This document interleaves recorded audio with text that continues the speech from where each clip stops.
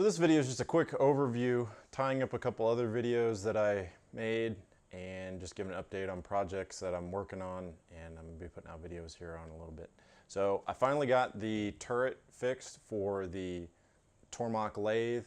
Ended up being, we changed out a couple different things.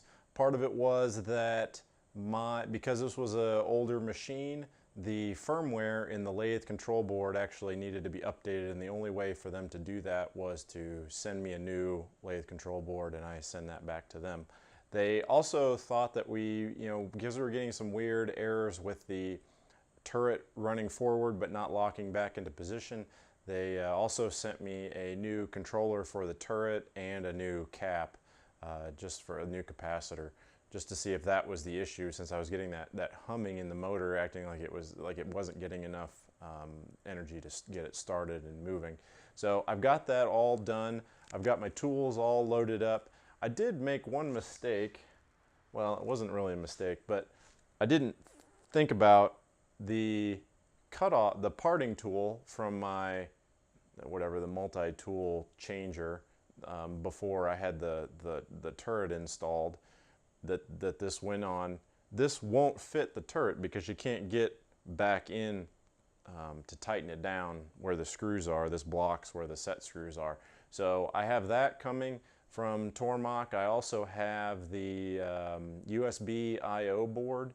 I'm going to play with that a little bit. I want to do some things with the coolant and lighting, both on this machine and on the mill, and need to get the parts ordered for the collet closer, so we can get that going and start making some more chips with this machine.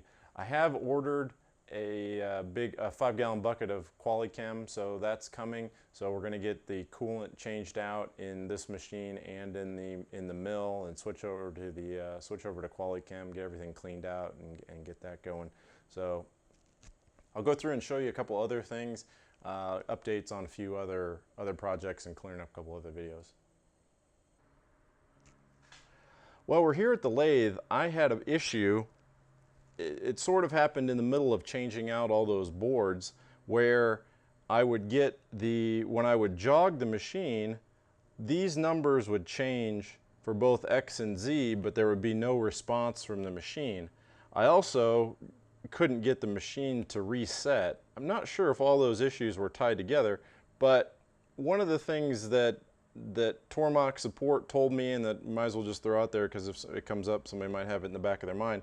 If you get to the point where for some reason the machine is shut off when it's up against the stop switches, or if one of your stop switches your limit switches gets stuck, then you just need to go into the settings, and if you disable reference switches, that will then allow you to reset the machine and jog it, so that you don't have to depower it and take all the covers off, and try to manually move that down, so that you can get it off the limit switches and get that reset.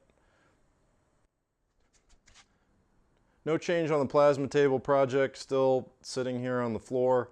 I'm kind of at writer's block on how I want to do something, so working on that. I've got the airlines run up to the Harbor Freight chiller that basically removes all the water from the line. I do have a little leak up there, so I've got that, got to fix that, and I need to install a secondary drain because I've got a lot of water collecting in that line. Over at the mill, I've got both the vices and the fixture plate all trimmed in. Got some of this plastic shim material that goes down to 5/10. So I was able, using that and the Heimer, to get the vices and everything all trimmed in. I'm only out a couple tenths in either direction, and that's really probably at the limit of what you can measure and what this machine can produce. So I'm really happy with that. I need to go ahead and get the Carver Smart jaws coming. Still working on that, but need to do that and then get my plasma table built so we can get the enclosure done on this. But I've got a little project I need to work on for one of my businesses, so I need to just get this operating and making some chips on a little bracket that I need to make.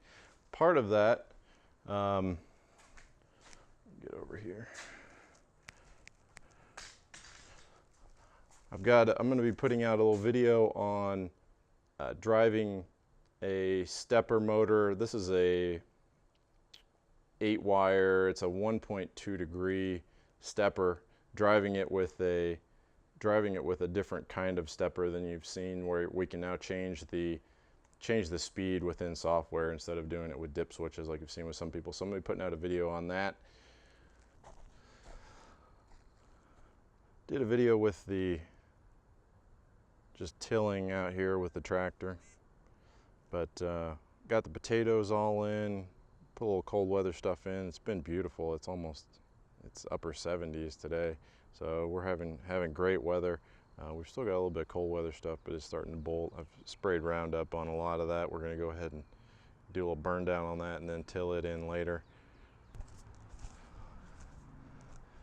So it's been 5 weeks since I shot my overseeding video, and we had pretty good weather for a couple weeks out of that, and we've had some pretty cold weather. I was actually we skipped out and went to Mexico for a little while and got away from that, but not ideal perfect weather, but you know, it's been better than maybe I would have expected.